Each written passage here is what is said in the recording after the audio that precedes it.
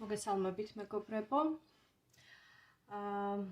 დღევანდელი ჩვენი შეხვედრის თემას წარმოადგენს საჯარო ტაროს პროგნოზი, საჯარო ტაროს სეანსი თემაზე თუ რა ხდება, როგორია თქვენი ჩაფიქრებული პიროვნების რეალობა, რა ხდება მის სივრცეში, როგორია მისი რეალობა და როგორია მისი აწმყო. თავიდან სანამ გავაკეთებდი ამ სეანსს, მანამდე ვფიქრობდი, რომ ეს აღნიშნული საჯარო სეანსი გამეკეთებინა პირად პარტნიორულ ურთიერთობაზე, თუმცა შემდგომ სპონტანურად ტაროსთან მუშაობის პროცესში, ანუ ტაროს დასტის გააქტიურების პროცესში, ესეთი აზრი მომივიდა, რომ გამეკეთებინა აღნიშნული გაშლა, საჯარო გაშლა, მხოლოდ არა პარტნიორულ ურთიერთობასთან მიმართებაში, არამედ ზოგადად ურთიერთობებთან მიმართებაში. ანუ თქვენ შეგიძლიათ ამ სეანსის ფარგლებში, ამ სეანსის განმავლობაში ჩაიფიქროთ ნებისმიერი ადამიანი, ვისი ასე ვთქვათ, ცხოვრებითაც ხართ დაინტერესებული, ვისი რეალობაც გაინტერესებთ, თუ როგორია მისი რეალობა აქ და ახლა არსებულ აწმყოს მოცემულობაში, ბუნებრივია ინტერესი გექნებათ და ჩაიფიქრებთ ისეთ ადამიანს, უნდა ჩაიფიქროთ ყოველ შემთხვევაში ისეთი ადამიანი, ვისი რეალობაც თქვენთვის ამ ეტაპზე არის მიუწვდომელი, შესაძლებელია კონფლიქტი ნიადაგზე არის ურთიერთობა გათიშული, გაჩერებული, ან თქვათ იმყოფებით სხვადასხვა სივრცეში, სხვადასხვა ქალაქებში, სხვადასხვა ქვეყნებში თუნდაც და ეს დროის და მანძილის სივრცის, ასე ვთქვათ, სიშორეც, დისტანცირებაც მოქმედებს, ხო, იმაზე, რომ თქვენ არ ხართ ინფორმირებული ამ ადამიანის შესახებ. შესაძლებელია ურთიერთობა იყოს ასევე პარტნიორული სასიყვარულო ურთიერთობა, ნებისმიერი სახის ურთიერთობა, ხო, შეიძლება იყოს მეგობრული ურთიერთობა, ურთიერთობა ოჯახის წევრებს შორის, ურთიერთობა და-ძმებს შორის, მეზობლებს შორის, ნათესავებს შორის და ასე შემდეგ. მოკლედ ის ადამიანი, ვინც თქვენ გაინტერესებთ, ვისთანაც ურთიერთობა გარკვეული გარემოებების გამო არ გაქვთ ისეთ აქტიურ ფაზაში, არის ურთიერთობა გაჩერებული, გათიშული, უთანხმოების, კონფლიქტის, სიშორის ან სხვა მიზეზების გამო და შესაბამისად გაინტერესებთ თუ რა ხდება ამ ადამიანის სივრცეში, ხო? აწმყოში, აქ და ახლა, როგორ ენერგიებში ადამიანი, რა თემებია მისთვის აქტუალური და როგორ მიდის მისი ცხოვრება, ხო? სამ ვარიანტად გავაკეთებ აღნიშნულ სეანსს, როგორც ვაკეთებ ხოლმე ტრადიციულად, თქვენს თვალწინ ამოვიღებ არკანებს და მინდა წინასწარ გაგაფრთხილოთ, რომ პროგნოზი როგორიც არ უნდა იყოს, დადებითი თუ ნეგატიური, მიიღოთ ის ადეკვატურად, მიიღოთ როგორც ინფორმაცია და შესაბამისად შეეცადოთ, რომ ნაკლებად ვთქვათ, ემოციურად განეწყოთ, იმიტომ რომ მქონდა ესეთი წინა გაშლა გაკეთებული პირად პარტნიორულ ურთიერთობაზე, რატომღაც ესე ამოვიდა, სამივე პროგნოზი, სამივე ვარიანტი იყო ნეგატიური ძირითადად და როდესაც მე ამ ნეგატიურ კონტექსტზე ვისაუბრე, შემომივიდა რამდენიმე ესეთი უკმაყოფილო წერილი, რომ მე ძირითადად ვისაუბრე ნეგატიურ კონტექსტზე, ეს შეეხებოდა ივლისისთვის პროგნოზს პარტნიორულ ურთიერთობებთან მიმართებაში და მივიღე ასე ვთქვათ საყვედურები, რომ ეს იყო რაღაცა ნეგატიური მუხტი გამოუშვი სივრცეში, ნეგატიური ინფორმაცია მივაწოდე ადამიანებს და ამიტომ ეს არ არის მოსაწონი და ეს არ არის სწორი. მე აქვე განმარტა ჩემო ძვირფასებო, რომ მე არ განვსაზღვრავ თუ რა ინფორმაცია უნდა მოვიდეს. ეს ხდება სპონტანურად.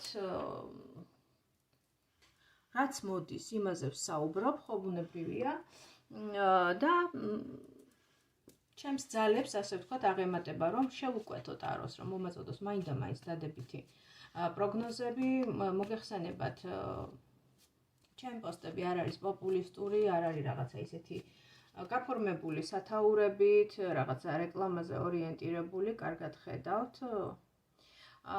ამიტომ რაც მოდის ინფორმაცია, იმას ვაჟღერებ, ჩათვალეთ, რომ მე ვარ უბრალოდ ინფორმაციის გამტარი, მიმღები და გამტარი.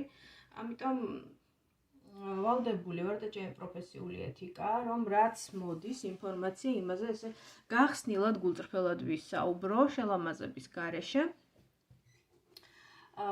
და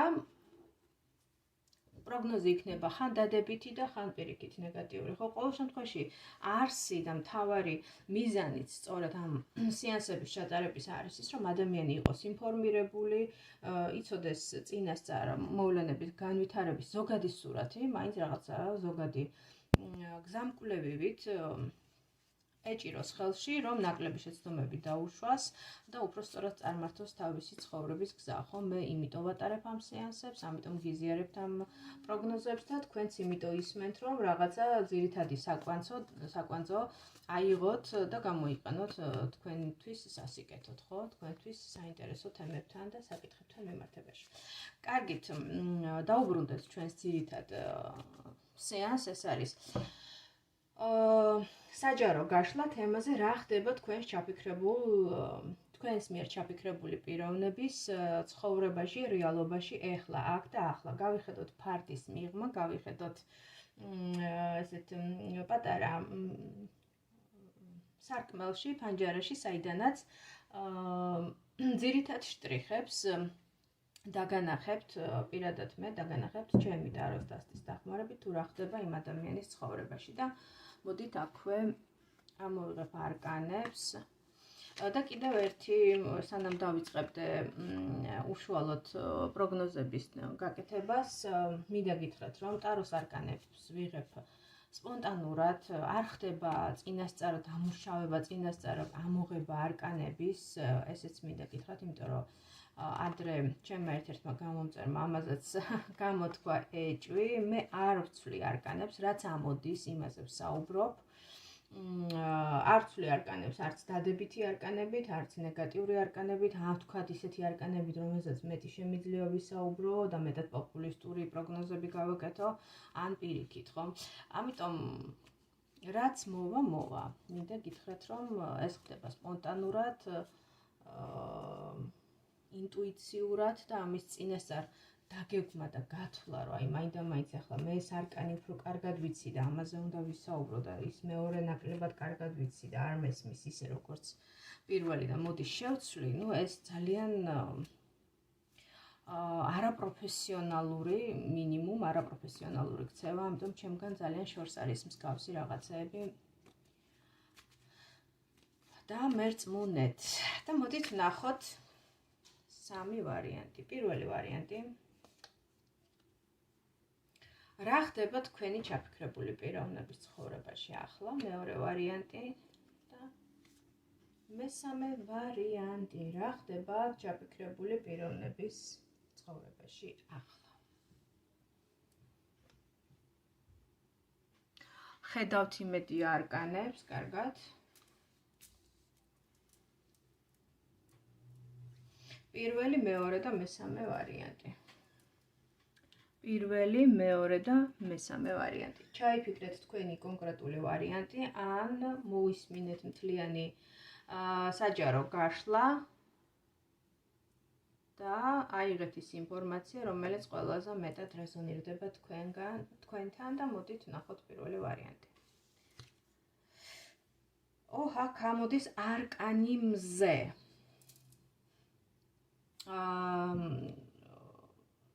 თუ ადამიანის სიგნიფიკატორად ჩავთვლით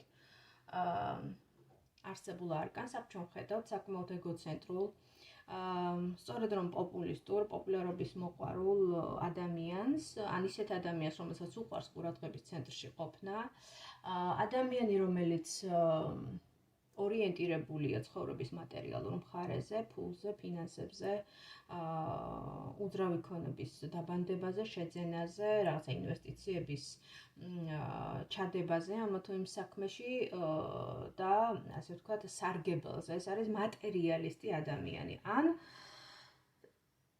თუ სიტუაციასთან მიმართებაში ვისაუბრებთ, ეს არის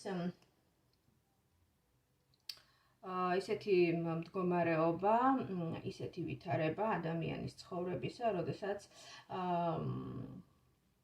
შესაძლებელია ადამიანი გადიოდეს ისეთ ფაზას ცხოვრების, როდესაც მისთვის მნიშვნელოვანია მისი კარიერა, მისი სამსახური, გამოწვევები ქონდეს აი ამ კარიერულ ფულთან, ფინანსებთან, შემოსავლების წყაროებთან დაკავშირებული თემები იყოს აქტუალური მის ცხოვრებაში, შვილების თემა იყოს ასევე აქტუალური მის ცხოვრებაში და მისი პირადი ეგო, მისი პირადი მე. მე მინდა, მე მჭირდება, მე შემიძლია, მე კარგი ვარ, ლამაზი ვარ, რჩან ვარ, პოპულარული ვარ და აი ესეთი საკუთარი ეგო, საკუთარი პიროვნების წინა პლანზე წამოწევის თემები იყოს მისთვის აქტუალური ამ ცხოვრებაში. ნუ აღნიშნული არკანი უფრო მამაკაცური ენერგიების მანიშნებელია, ძირითად შემთხვევაში შესაძლებელია ჩაფიქრებული იყოს მამაკაცი პიროვნება ან ადამიანი, რომლისთვისაც მნიშვნელოვანია გულის თემები, ასევე გულისმიერი თემები, სიყვარული, ურთიერთობები და შვილები, როგორც აღნიშნე. მოდით ვნახოთ, რა ხდება აი ამ ადამიანის ცხოვრებაში ახლა. რა ენერგიებში იმყოფება, რა ხდება ახლა ამ ადამიანის ცხოვრებაში, გთხოვ, დამანახე. ნახოთ, მიმდინარე ენერგიები.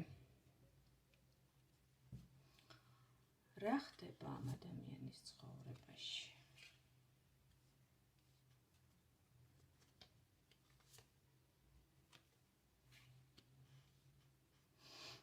რა ხდება, როგორ ვითარდება მოვლენები?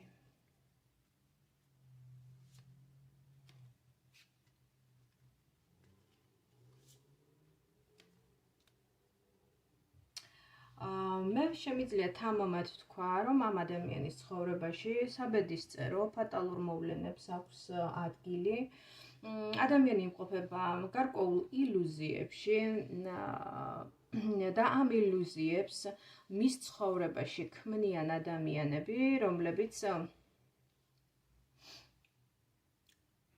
დაჯილდოებულნი არიან манипуляციური უნარებით, ლამაზად, რეალობის ლამაზად შეფუთვის უნარით, ხო? რაღაცა შეიძლება ადამიანმა ისე მიაწოდოს მეორე ადამიანს, ისე დაუხატოს სურათი და ისე აღუწეროს მოცემულობა, რომ იმ ადამიანმა ჩათვალოს, რომ აი არ იქავ შენდები, ხო? ყველაფერი საუკეთესოდ მიდის, გამდიდრდები, მილიონერი გავხდები, იმას გავაკეთებ, ამას გავაკეთებ, მაგრამ ეს ყველაფერი აღმოჩნდეს ერთი დიდი ტყუილი, ერთი დიდი აფიორა. აი ასეთი საშიშროების წინაშე დგას ეს ადამიანი, არ ვიცი მე. სად იმყოფება, რა ვითარებაში იმყოფება, რას ეხება ეს კონკრეტულად, მაგრამ ცალსახაა, რომ ამ ადამიანის ცხოვრებაში არიან ადამიანები, რომლებიც კარგად ფუთავენ რაღაცა თემას მისთვის, იმისთვის, რომ ამ ადამიანმა ვერ დაინახოს, ვერ შეაფასოს მოვლენები და გაეხვიოს რაღაცა აფიორაში, ტყუილში, თაღლითობაში. შეიძლება ეს იყოს თაღლითური სქემაც კი, სქემით მომუშავე ადამიანები, იმიტომ რომ ჩვენ აქ ვხედავთ ქალს და მამაკაცს. შესაძლებელია სწორედ ესეთი ადამიანები, ესეთი წყვილი ფიგურირებდეს მის რეალობაში, რომლებიც აი ასეთ რაღაცა ტყუილს უხატავდნენ ამ ადამიანს, რაღაცას თაღლითურ აფიორულ თემაში აბავდნენ, ხომ? და ამ ყველაფერს შესაძლებელია ახლა მიმდინარეობს ეს პროცესი ან მოხდეს უახლოეს მომავალში, ხო? რა თქმა უნდა, ამას მოყვება ძალიან დიდი კრახი, საბედისწერო კრახი, იმიტომ რომ ამოდის არკანის სიკვდილი, რაღაცა დიდ დანაკარგზე შეიძლება გადის ეს ადამიანი, ახლა ამ მოცემულობაში, რაღაცა ისეთ დანაკარგზე, რომელიც მისთვის ძალიან ტკივნეული იქნება, ძალიან დააკლდება, ძალიან რთულად გადასატანი აღმოჩნდეს მისთვის, ვინაიდან ეს პირდაპირ არტყავს მის ქმედუნარიანობას, მის ოპტიმიზმს, მის ენერგეტიკულ მუხტს, რომ იყოს მუდმივად აქტიური, იყოს მუდმივად ინოვაციური, მუდმივად შემოქმედებითი, მებრძოლი, ქმედითი, პირველი ნაბიჯის გამკეთებელი და ასე შემდეგ და ასე შემდეგ და ეს არ არის შემთხვევით, ასე ვთქვათ, შემთხვევითი და რაღაცა ისეთ ჰაერიდან მოსული თემა, თუ გავიხსენებთ ესეთ ფრაზას,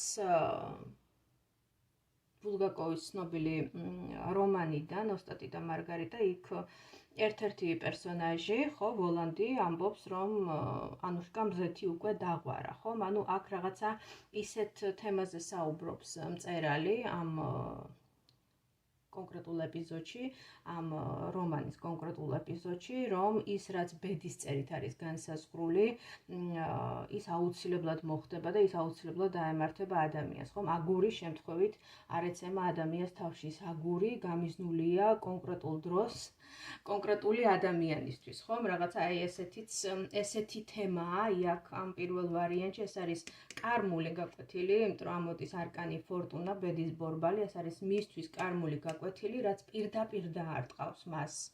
ან უკვე თუ გადის ამ გაკვეთილს, მაშინ ეს სერიოზულად შეარყევს მის ეგოს, მის თვითრწმენას და მის, ასე ვთქვათ,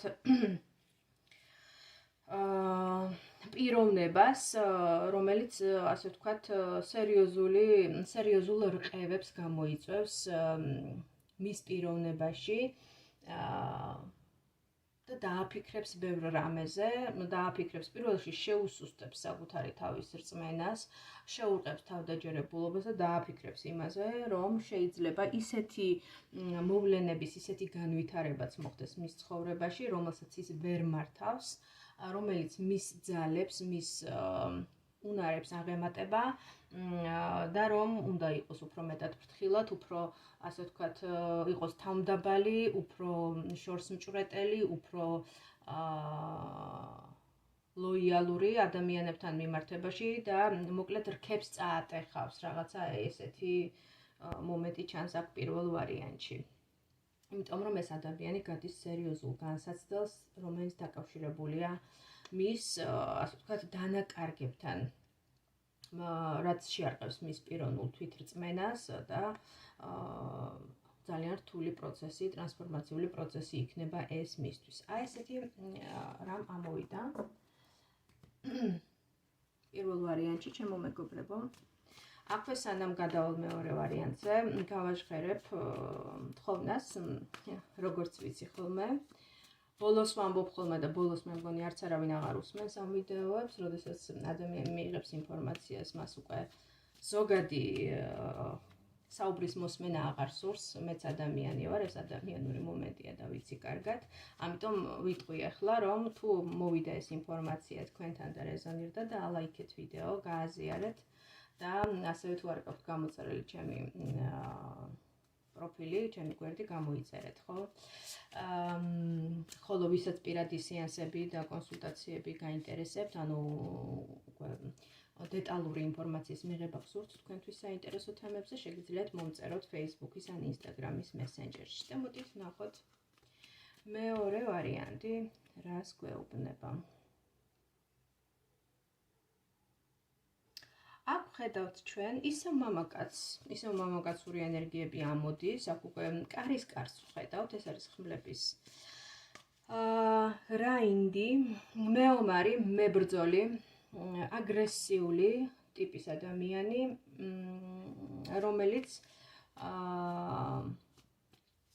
საკმაოდ გონებამახვილი შეიძლება იყოს, საკმაოდ კრიტიკული აზროვნების ადამიანი, სულ სწრაფი ადამიანი, რომელსაც აქვს სწრაფი მეტყველება, სწრაფი კომუნიკაციის უნარი, სწრაფად გადაადგილება დია, ხომ, რაღაცნაირი გონება სგულისხმობა ყოფნა, ხო? აი, მისი გონება არ ჩერდება ერთ მოცემულობაზე დიდხანს, ერთ აზრზე, ერთ შეხედულებაზე, შეიძლება მან მყისიერად შეიცვალოს შეხედულებები, ძალიან სწრაფად განვითარებადი ადამიანი, მაგრამ ეს სისწრაფე ხანდახან გადადის რაღაც მენტალურ ქაოსში, მენტალურ აგრესიაში და ხისტ მიდგომებში ცხოვრებისადმი, რაც არც თუ ისე კარგ სამსახურს უწევს სხვათა შორის ამ ადამიანს ცხოვრების გზაზე და ცხოვრების განმავლობაში, ხო, სხვადასხვა კონფლიქტურ სიტუაციებში ხვევს მას. მოდით ვნახოთ რა ხდება ახლა მის ცხოვრებაში? აქ მე აქცენტი გავაკეთე, რომ ეს არის მამაკაცი, თუმცა შეიძლება იყოს ჩაფიქრებული ქალიც, მაგრამ აი ესეთი ენერგიებით, ხო, უფრო მამაკაცური, იანური ენერგიები ჭარბობდეს მასში, იყოს უფრო ლოგიკურად მოაზროვნე, რაღაცა მამაკაცური ტიპაჟი, ესეთი ხისტი, აგრესიული, როგორც აღნიშნე, ლოგიკურად მოაზროვნე, სულ სწრაფი და პერიოდულად აგრესიული. ხო, ფეთქებადიც რაღაცნაირად თლად ფეთქებადი არა, უფრო რაღაც აი მოუთმენლობა რო ადამიანის ქცევაში, ხო, სულ სადღაც რო ეჩქარება, სულ სადღაც რო მიდის, სულ სადღაც აგვიანდება, აი რაღაცა ესეთი ტიპის ადამიანი, ხო? სწრაფად მოსაუბრე ადამიანები ასევე. ცინიკოსები შეიძლება ესეც ითქვას, რომ ადამიანი არის მუდმივად სარკაზმით სავსე, რაც რა თქმა უნდა ვიღაცა მოითმენს ამას, ვიღაცა არ მოითმენს და ეს ქმნის ერთგვარ კონფლიქტურ სიტუაციებს. მოდით ვნახოთ რა ხდება. რა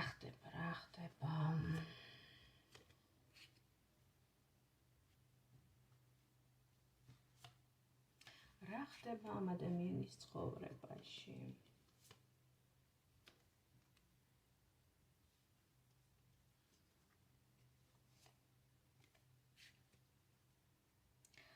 შრომა, რაღაცა ფიზიკური შრომა, ან გუნდური სამუშაო.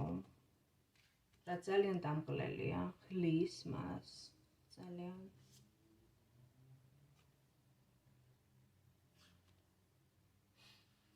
დამღლელი სამუშაო.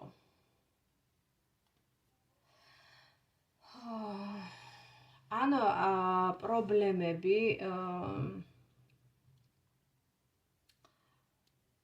პრობლემები შვილებთან მიმართებაში აქ ესეთი რაღაცა შვილები ან იდეები, რომლის განხორციელებაც სურს, შეიძლება იყოს სწავლის პროცესთან დაკავშირებული, უფრო სწავლის პროცესთან დაკავშირებული, რაღაც ახალი წამოწყება, ახალი ნაბიჯები, ახალი საქმე, რომელიც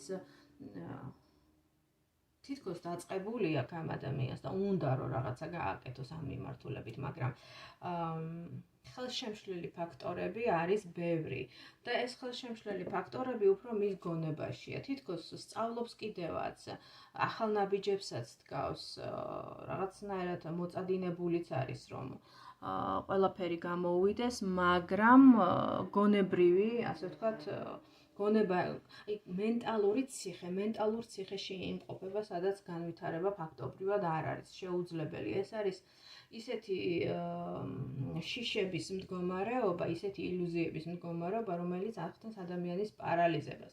ფსიქიკური, ფსიქოლოგიური პრობლემები არის უფრო აქ წინა პლანზე გამოხატული. შესაძლებელია ეს ადამიანი მუშაობდეს, სწავლობდეს, რაღაცა ახალ საქმეს ეჭიდებოდეს. შეიძლება ეს დაკავშირებული იყოს ვთქვათ, სხვა ქალაქში ცხოვრებასთან, სხვა ქვეყანაში ცხოვრებასთანაც შესაძლებელია იყოს დაკავშირებული, თუმცა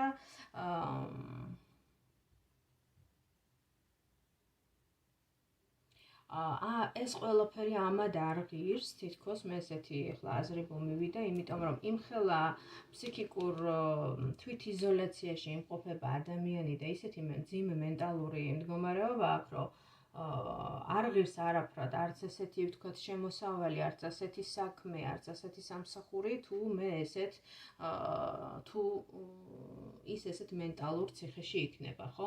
მეორე ვარიანტის ჩაფიქრებულ ადამიანზეა საუბარი. ადამიანი შეიძლება ძალიან მძიმედ შრომობს ფიზიკურად, იმისთვის რომ გამოიმუშაოს ფინანსური რესურსები და ეს მისთვის ძალიან დამღლელია.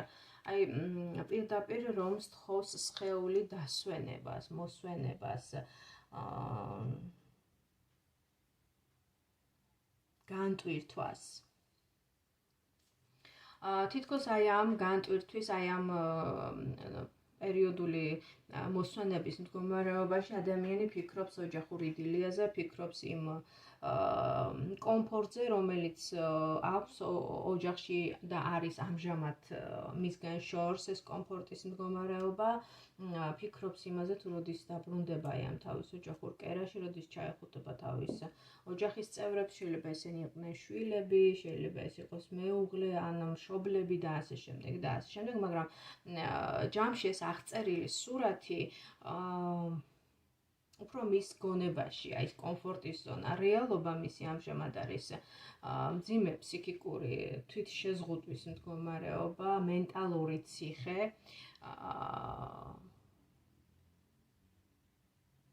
და შრომის, ფიზიკური შრომის მდგომარეობა, ან ეს საქმე შეიძლება არის გუნდური სამუშაო, სადაც ადამიანი გამოიმუშავებს თავის ყოველდღიურ, ასე ვთქვათ, სახსარს და აი ამ მძიმე ფიზიკური სამუშაო დღის შემდგომ განიტვირთება მარტო სამარტოვე, ასე ვთქვათ, ოთახში, რაღაცა მარტო ჩანსახის ადამიანი განიტვირთება, მოისვენებს და აი ამ მოსვენებულ მდგომარეობაში უკვე ფიქრობს თავის ოჯახზე, თავის, ვთქვათ,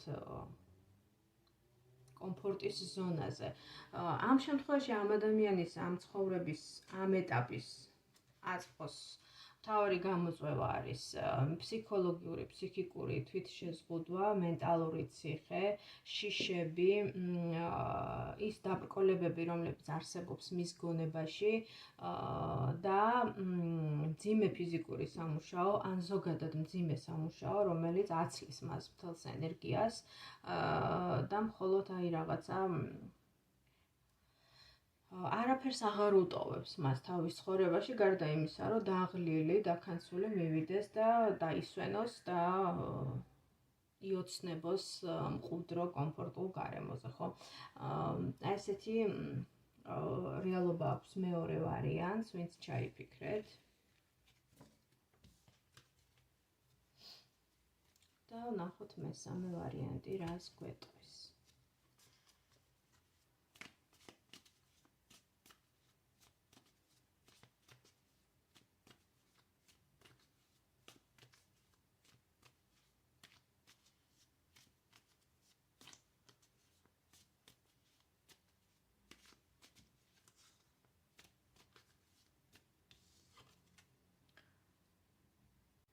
მესამე ვარიანტში უფრო რაღაცა ისეთი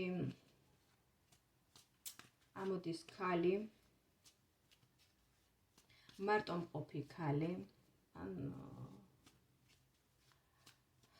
შესაძლებელია იყოს მამაკაციც, მაგრამ ადამიანი, რომელიც არის განმარტოებულ მდგომარეობაში და ერთგვარ ემოციურ კრიზისში. ადამიანი იმდენად ღრმა განცდებშია, ღრმა მწუხარებაშია, რომ თითქოს სინათლესაც ვერ ხედავს თავის ცხოვრებაში, ვერანაირ გამოსავალს ვერ ხედავს და შეუპყრია ერთგვარ აპათიას, როდესაც ადამიანი ფიქრობს, რომ ყველაფერი დასრულდა, არ არსებობს სინათლე, არ არსებობს ბედნიერება მის ცხოვრებაში, არის მარტო, უბედური, ძალიან მოწყვლად მდგომარეობაში, ემოციურ კრიზისში მყოფი ადამიანი ამოდის აქ, ხო, მესამე ვარიანტში და მოდით ნახოთ რა ხდება მის რეალობაში, მის ცხოვრებაში, რატომ არის ადამიანი ამ კრიზისში, ხო, რაღაცა ლოგიკური წინაპირობები, მიზეზები ხომ უნდა არსებობდეს, რომ ადამიანი იყოს ესეთ მძიმე ემოციურ კრიზისულ მდგომარეობაში. რა ხდება მესამე ვარიანტის ჩაფიქრებული ადამიანის ცხოვრებაში? ურთიერთობებს შეეხება ეს ყველაფერი, აქ ნამდვილად დიდწილად პარტნიორულ თემებს ეხება ეს ყველაფერი, პარტნიორული ურთიერთობიდან გამომდინარეა. კი ბატონო.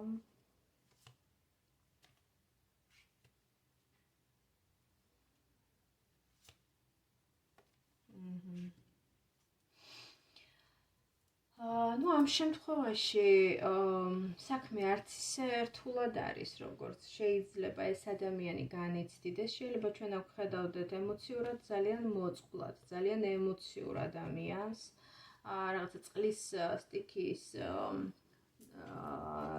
წარმომადგენელს თევზები, კერჩხები, უფრო ან თუ ვთქვათ მაინდა-მაინც მზით შეიძლება თევზები არ არის, ადამიანი ან კერჩხები არ არის, მაგრამ რუკაში აქვს გამოხატული ასტროლოგიურ რუკაში წყლის ნიშნები ძალიან ისე მკვეთრად ან შესაძლებელია ნეგატიურად ასპექტირებული, რაც განაპირობებს ადამიანის მძიმე ემოციურ მდგომარეობაში მარტივად ჩავარდნას და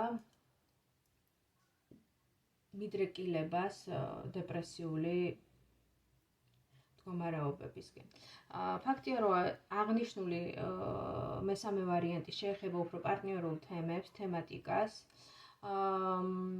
შეიძლება აქ მოიაზრებოდეს როგორც ქალი, ასევე მამაკაცი, მაგრამ ყველა ვარიანტი ესახება უფრო სასიყვარულო ურთიერთობას, ურთიერთობების თემატიკას, სექსუალურ ნებათა ღელვას, რაღაცა კომფორტის ზონას, სადაც ადამიანი ძალიან კარგად გრძნობდა თავს და ეს კომფორტის ზონა შესაძლებელია დაერღვა გარკვეული გარემოებებიდან გამომდინარე და ამას ძალიან განიცდის ადამიანი, ხო?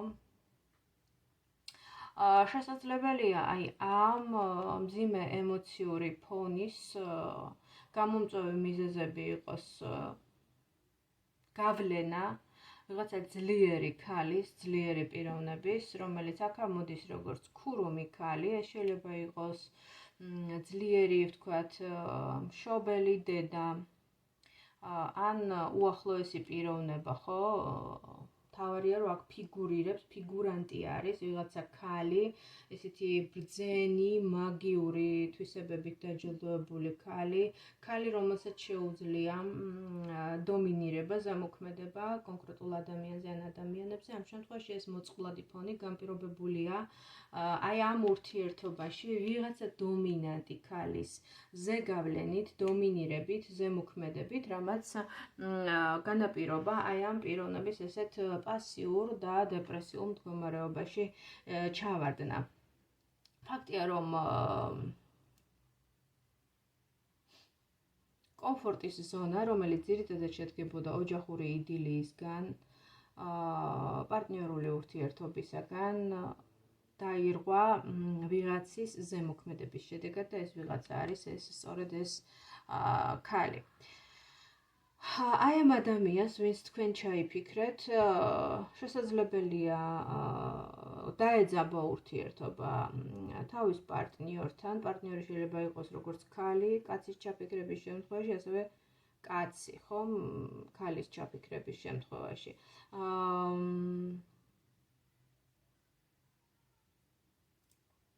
ეს კომფორტის ზონა, რომელიც შეეხებოდა სწორედ ოჯახურ თანაცხოვრებას ან პარტნიორულ ურთიერთობას, დაძაბულია სწორედ აი ამ დომინანტი ქალის გავლენით, რომელმაც შესაძლებელია თვითონ მოახდინა გავლენა ან გამოიყენა გარკვეული, ასე ვთქვათ, სხვა გვერდითი გზები იმისთვის, რომ აი ეს რაღაცა მურმანის ეკალივით ამოსულიყო აი ამ ადამიანებს შორის. ყველა შემთხვევაში თქვენს მიერ ჩაფიქრებული ადამიანის ცხოვრებაში ახლა არის ემოციური კრიზისი, ოჯახური რაღაცა კომფორტის ზონის დარღვევა, პარტნიორული თემების გააქტიურება ნეგატიურ კონტექსტში, გათიშვა პარტნიორობაში, ურთიერთობის გათიშვა და ვიღაცა ქალის ნეგატიურ ასპექტში ქალის ამოსვლა, ქურუმი ქალის ამოსვლა, რომელიც ნეგატიურად ზემოქმედებს მის კომფორტის ზონაზე, ურღვევს ამ კომფორტის ზონას და ცდილობს ერთგვარი განხეთქილების შეტანას მის პარტნიორულ ურთიერთობაში, ერთგვარ მურმანის ეკლად არის ქცეული. აი ესეთი რეალობა დაგვანახა ჩემმა ტაროსტასტამ, ჩემო ძვირფასო მეგობრებო, მესამე ვარიანტთან მიმართებაში. კიდევ ერთხელ განმეორდები და ვიტყვი, რომ თუ რეზონირდა ეს ინფორმაცია თქვენთან, ენერგობალანსისთვის ჩემი თხოვნა იქნება მოიწონოთ და გააზიაროთ ვიდეო, ხოლო პირადი კონსულტაციის დაჯავშნის მიზნით შეგიძლიათ მომწეროთ Facebook-ის ან Instagram-ის მესენჯერში. ასევე ძალიან გამახარებთ თუ იაქტიურებთ კომენტარების ველში და დამიწერთ რა თემებზე გსურთ შემდგომი საჯარო სეანსების ჩატარება. დამიწერეთ თქვენი მოსაზრებები, თქვენთვის საინტერესო თემები და მე შევაცდები, რომ რაც შეიძლება მალ-მალე და დროის მოკლე ინტერვალებში მოგაწოდოთ აი ესეთი ვიდეო ჩართვები. დაგემშვიდობებით, დროებით, მომავალ შეხვედრამდე.